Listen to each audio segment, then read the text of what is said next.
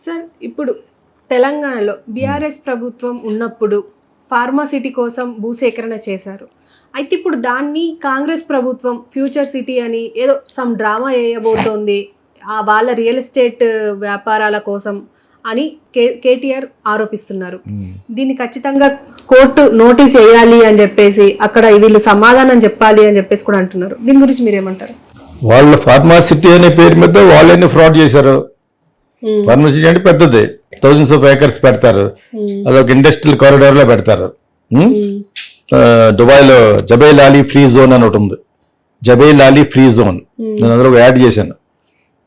Top 500 fortune 500 companies అందులో ఉంటాయి, Colgate, Binaca, పెద్ద పెద్ద కంపెనీలు. సో మేము దాన్ని ఎలా తీస్తే ఉంటుంది అని చెప్పి నాకు ఎవరైతే కాంట్రాక్ట్ ఇచ్చారో దాని మీద తీయమన్నారు. జబైల్ అలీ ఫ్రీ జోన్ మీద సినిమా తీయమంటే హెలికాప్టర్ కావాలనుకున్నాం. అప్పుడు ఎంత రోజుకి అనేది అక్కడ క్యాలిక్యులేట్ చేస్తే వాళ్ళు ఇచ్చేది నాకు సరిపోవట్లేదు. ఎలా తీయలేం కదా దుబాయ్లో, ఎలాగెళ్ళి తీయాలి. అప్పుడు డ్రోన్లు లేవు, అప్పుడు ఇంకా డ్రోన్ రాలేదు. ఎప్పుడో చెప్తున్నాను 15-20 వేలు ఎక్కుతావు యాక్చువల్గా. సో అలాగా అటువంటి ఫ్రీ జోన్లు పెడితే పెద్ద పెద్ద కంపెనీలు వస్తాయి. ఫార్మాసిటికల్లో జైంట్స్ ఉన్నారు. సో వాళ్ళందరి దగ్గర వీళ్ళు కిక్ బ్యాక్స్ తీసుకుని ఏ ప్రజెంట్ గవర్నమెంట్ ఏదో ఉందో వాళ్ళకి ల్యాండ్ అలాట్ చేస్తుంటే వీళ్ళకి కొన్ని 100,000 కోట్లు వీళ్ళకి కూడా వస్తాయి. ఇండియా అన్ని చోట్ల మీకు ఎందుకు పెడతారు? ఇండియాలో లేబర్ తక్కువ, ఎలక్ట్రిసిటీ పవర్ ఉన్న Telangana city, Hyderabad is growing city అంచేత వాళ్ళు ఒక ప్లాన్ వేశారు. ఇలాగ డమాలు పడిపోయారు వాళ్ళు. దాన్ని ఇతను వాళ్ళ గురువు మన చంద్రబాబు నాయుడు తో సంప్రదించి రియల్ ఎస్టేట్ చేసుకుంటే స్టేట్కి ఆదాయం వస్తుంది అనమాట. సృష్టి సంపాదిస్తారని కదా, సృష్టిని అదే మన దాన్ని ఏమంటారు, సంపద సృష్టిస్తున్నాడు కదా అది. సో ఆ విధంగా చేస్తున్నాడు. దీని మీద కూడా కాంట్రవర్సీ ఉంది. ఈ సృష్టి దాన్ని ఏమంటారు, సంపద సృష్టించే ప్రాసెస్లో అమరావతి కూడా చాలా కన్వర్ట్ చేయడం కోసం ఇక్కడ హైడ్రా పెట్టేయడానికి కూడా ఒకటి వచ్చింది. ఇప్పుడు ఇక్కడ ఇలా హైదరాబాద్ కొడితే ఇక్కడ జనాలంతా బెదిరిపోయి అక్కడ పోతారు కదా. అమరావతి ఇప్పుడు ఫ్రీ జోన్ కదా, అది వచ్చి కొనుక్కోమంటారు. అదేందా ఏంటి మరి మురిగిపోయింది. ఇక్కడ ఏంటంటే ఏది మొదలలేదు, బెంగళూరు మొదలలేదా, హైదరాబాద్ మొదలలేదా, ఏం చెప్తాడు వితండవాదం ఎవరో మన చీఫ్ మినిస్టర్ గారు. ఈ హైడ్రా వెనకాల కూడా చంద్రబాబు నాయుడు హస్తం ఉందని అంటున్నారు కొంతమంది. ఇక్కడి నుంచి అక్కడ డ్రైవ్ చేయడానికి, తెలంగాణ నుంచి రియల్ ఎస్టేట్ వాళ్ళు అక్కడ పంపించేయడం కోసం అమరావతిలో చేయండి అని. అంటే ఇప్పుడు ప్రస్తుతానికి రియల్ ఎస్టేట్ డల్ అవుద్ది. ఎంత కాదనుకుని కొంత డల్ అవుద్ది కదా. మరి ఎక్కడెక్కడ ప్రాజెక్ట్ వేస్తే ఎక్కడెక్కడ పడిపోతాయని కొనుక్కునేవాడు కొనుక్కోడు. కానీ చాలా పెద్ద పెద్ద ప్రాజెక్టులు వేశారు హైదరాబాద్లో, చాలా చాలా పెద్ద పెద్ద ప్రాజెక్ట్. అవి ఆల్రెడీ ఒక లెవెల్కి తయారైపోయినాయి. రోడ్లు గీట్లు వేసి సెపరేట్ ఊరే, అది ఎపిటోమ్ ఏదో ఉందన్నమాట. చాలా చాలా పెద్ద పెద్ద ప్రాజెక్టులు చేశారు. I appreciate all those business people. అది ఊరు వేసి పారేశారు అక్కడ రోడ్లు అనమాట. చాలా బాగుంటుంది. మాకు కాదు, ఫ్యూచర్ కిడ్స్కి చాలా బాగుంటుంది. సో ఆ విధంగా ఈ ఫార్మాసిటీ కట్టి వాళ్ళు లబ్ధి పొందడానికి ట్రై చేశారు. ఈలోగా వాళ్ళ దురదృష్టం ప్రకారంగా బీఆర్ఎస్ పడిపోయిన తర్వాత ఇప్పుడు ఇతనేటి సంపదను సృష్టించే దాంట్లో దాన్ని రియల్ ఎస్టేట్ చేస్తే రూపాయికి 10 రూపాయలు వస్తుంది. ఫార్మాసిటీ కట్టకలేదు, ఏం కట్టకలేదు. ఎందుకది బోల్డ్ చాలా కాలం పడుతుంది. అది ఆడ 1 టైం డబ్బులు ఇచ్చి వెళ్ళిపోతాడు. కాకపోతే ఇతను ఏమన్నాయంటే మీరు రియల్ ఎస్టేట్ అంతా డబ్బులు వస్తాయి కానీ ఇది ఫార్మాసిటీ కడితే ఎంతో ఎంప్లాయ్మెంట్ జరుగుద్దని కేటీఆర్ అన్నాడు. అలాగే అంటాడు. మరి ఆ పోస్ట్లో నీ వాయిస్ ఉండదు కదా, నీ తోకనే వాయిస్ కట్ చేశారు. అలాగే అంటాడు. ఓకేనా, రియల్ ఎస్టేట్లో మటుకు ఎందుకు ఎంప్లాయ్మెంట్ ఉండదని ఆయన అంటాడు. అదే తక్కుతున్నాడా రేవంత్ రెడ్డి కరిచేస్తాడు. ఆయన మటుకు ఆయన చెప్తాడు. ఎలాగ రియల్ ఎస్టేట్ అమ్మటం వల్ల 10,000 ఎన్ని వేల ఎకరాలది 14,000 ఎకరాలు.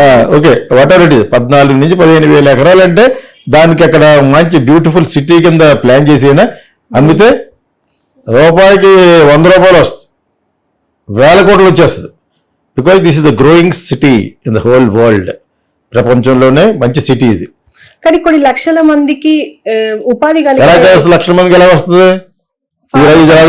ఫార్మా కంపెనీ కాదు, ఇంకో 100 కంపెనీలు, 100 బిల్డింగ్లు, స్కై స్క్రాపర్స్ కొండాపూర్లోకి వస్తుంది. అక్కడ రాదా? అక్కడే వస్తుంది. ఫార్మాసిటీ అందులో పెట్టుకోకూడదునే ఉంది. ఒక 1000 ఎకరాలు ఫార్మాసిటీ కూడా ఇస్తాడు, రియల్ ఎస్టేట్ ఇస్తాడు. అక్కడ మామూలుగా కూడా వచ్చి కొనుక్కోడు అంటాడు. ఇతని ఐడియా కరెక్ట్. వాళ్ళు తెచ్చి వాళ్ళకు కూడా తినేస్తున్నారు. ఇది మొత్తం తెలంగాణకి అంతకు వస్తుంది డబ్బులు.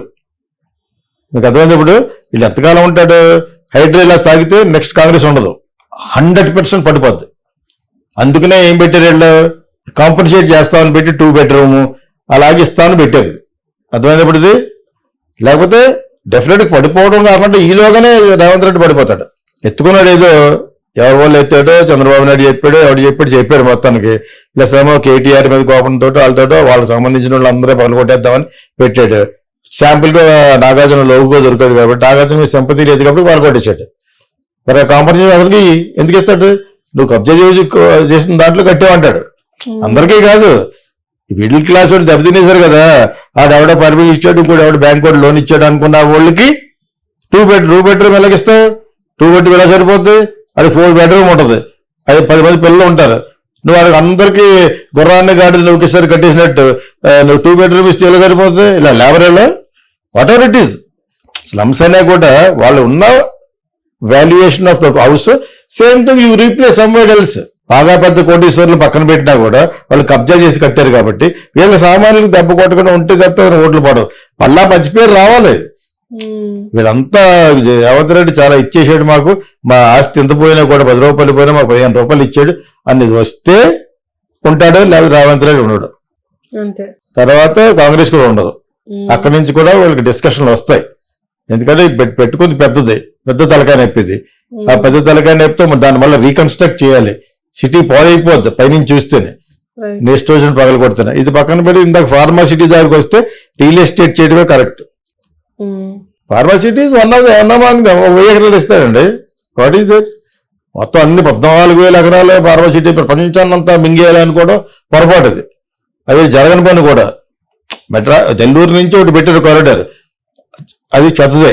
అందులో చాలా మంది ఇండస్ట్రీలు ఉన్నాయి. ఏమో ఒక లెవెల్కి వచ్చింది అంతే. అందరూ సుభిక్షంగా ఉండరు. ఇండస్ట్రియల్ ఎస్టేట్ అంటేనే సగం మంది పోతారు.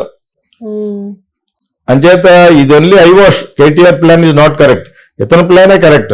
ఇది బోల్డ్ మంది ఎక్స్పర్ట్లు వచ్చేస్తారు, ఐఏఎస్లు, వీళ్ళు బిజినెస్ ఎక్స్పర్ట్స్, కన్సల్టెన్సీస్ అందరూ వస్తారు. ప్లస్ అతను కూడా చంద్రబాబు నాయుడు మాట్లాడాడు, సంపద సృష్టి ఉంటుంది కదా, అది పెట్టేసి ఈ పక్కన కొంచెం వేసేసి ఇప్పుడు ఏవి లేకుండా నెక్స్ట్ ఎలక్షన్ నిలబడతాడు.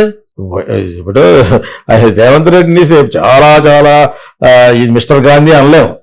అంటే నెక్స్ట్ నిలబడతాడు, కొనాలి కదా. ప్రతి పొలిటీషియన్ సంపాదించుకుంటాడు. In the name of party కొంత ఉంటుంది, ఇంకోలా ఉంటుంది. అంత ముందు పార్టీలో ఉత్తమ్ కుమార్ రెడ్డి వాళ్ళు కూడా సంపాదించుకున్నారు. మీకు అర్థమైంది. ఇప్పుడు మీకు ప్రతి ఒక్కడు ఆ పోస్ట్లోకి ఆ లెవెల్కి వెళ్ళేటప్పటికి డబ్బులే వస్తాయి. నాకు రూట్స్ నుంచి తెలుసు కాబట్టి, కాంగ్రెస్ మేడం దగ్గర తెలుసు కాబట్టి చెప్తున్నాను, ఇవన్నీ జరుగుతాయి. అర్థమైనప్పుడు సో ఇప్పుడు ఇతని ఐడియా ఈజ్ గుడ్. అక్కడ ఒక సిటీ కడుతున్నాడు, బ్యూటిఫుల్ గా ఒక 5,000 కోట్లు పెట్టి కట్టేవాళ్ళని పెట్టాడు, తక్కువ నమ్మడైపోతుంది. మరి ఇక్కడ ప్లాన్ ఏంటి? నేనే డెవలప్ చేశాను అంటాడు చంద్రబాబు నాయుడు గారు.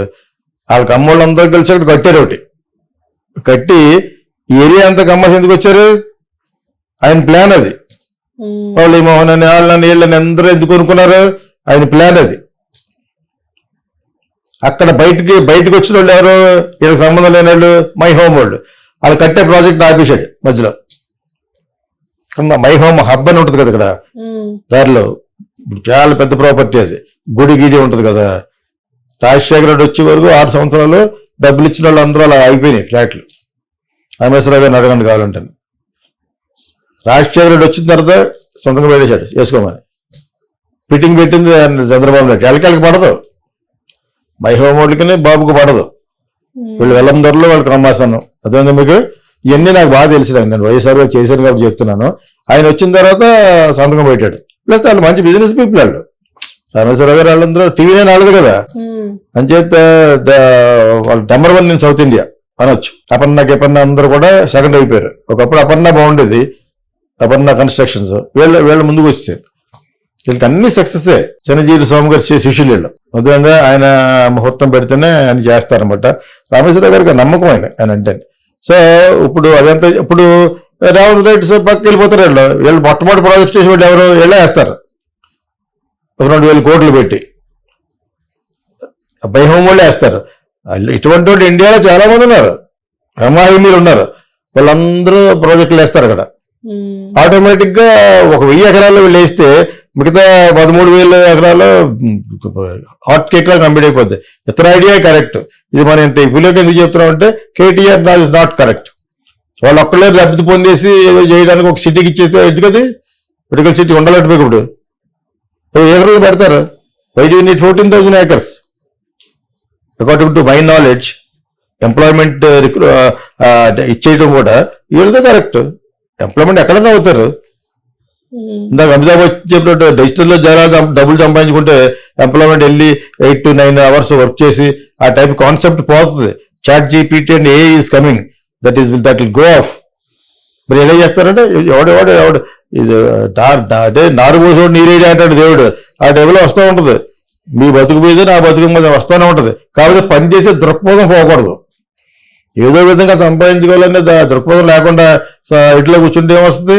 గాలిలో దీపం పట్టినట్టు. అది ఎవరి వరకు చూడట్లేదు. ఎంప్లాయ్మెంట్ మోడీ గారు కూడా చూడట్లేదు. ఎన్ని చేసినా కూడా అడుగు తింటూనే ఉంటారు ఇండియాలో బెగ్గర్స్. గల్ఫ్ కంట్రీస్ పాకిస్తాన్కి హెల్ప్ చేస్తుంది. ఇప్పుడు ఈ సందర్భంలో కొత్త పాయింట్ చెప్తున్నాను. ఈ రోజు న్యూస్ అది ఎన్ని $billions ఇస్తుంది. ఎందుకంటే దెబ్బతింది కాబట్టి వాళ్ళు ముస్లిమ్సే వీళ్ళు ముస్లిమ్సే కాబట్టి పాకిస్తాన్ గవర్నమెంట్కి హెల్ప్ చేస్తుంది. ఈ సందర్భంలో ఒక బయటపడింది. సౌదీలోని 2 చోట్లను ఈ గల్ఫ్ లో అడుక్కుని వాళ్ళు ఎక్కువైపోయారు. ఏదో టూరిస్ట్ వీసా మీద వచ్చేయడం, ఇంకో పని చేస్తాన వర్క్ వీసా మీద వచ్చేయడం. ఎక్కడి నుంచి? పాకిస్తాన్ నుంచి ఎక్కువ మంది కనేస్తారు. పిల్లలు వాళ్ళు ఏం చేస్తారు? అక్కడ ఇక్కడికి వచ్చేయడం అడుక్కోవడం. సో వాళ్ళని కంట్రోల్ చేయమని అడిగింది గవర్నమెంట్. ఎంతమంది పంపిస్తారు? 100 మంది పంపిస్తారు. 1000 కొద్ది ఉన్నారు అక్కడ. All Pakistani beggars. నువ్వు ఎన్ని చేసినా వాళ్ళు అలా పెరుగుతూనే ఉంటారు. పాకిస్తాన్ ఒకటి, ఇండియా ఒకటి. ఇండియాలో కూడా ఎరాడికేట్ చేయలే. బెగ్గర్స్ కూడా కల్పించాలంటే ఈ చాట్ జీపీటీలో ఇంకా పోతాయి జాబులు. రానున్నది బెడ్ ఆఫ్ రోజెస్ ఏం కాదు, పూలపాన్పు ఏం కాదు.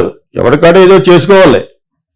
అదేప్పుడు using this tech savvy, using technology, developing technology. అదే వేరే గతి లేదు.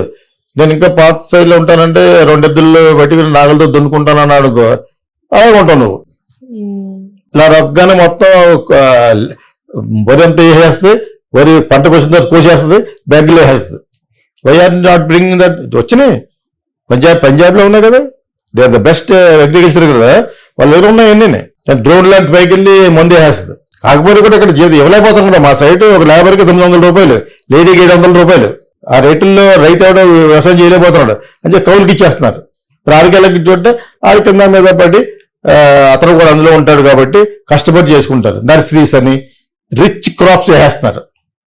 లేకపోతే మామూలు ఇప్పుడు మనం ఉద్యోగాలు ఏమన్నామా? అక్కడ ఉద్యోగాలు లేకపోతే ఈస్ట్ అండ్ వెస్ట్ గోదావరిలో వాళ్ళు పే చేయలేకపోతున్నాం. ఈ వాళ్ళకి బొగోటికి 1200 1000 రూపాయలు, ఆడదానికి 800 900 ఇచ్చి ఎక్కడ వ్యవసాయం చేస్తావు? అందుకే కౌలుకి ఇచ్చేస్తారు. కౌలుకి ఇచ్చిన వాళ్ళకి వర్కౌట్ అవుద్ది. వాళ్ళు కష్టజీవులు ప్లస్ వాళ్ళు అక్కడి నుంచి వచ్చి ఇంకా రిచ్ క్రాప్స్ చేస్తారు. కదా నర్సరీస్ అని కమర్షియల్ క్రాప్స్ చేస్తున్నారు అనమాట.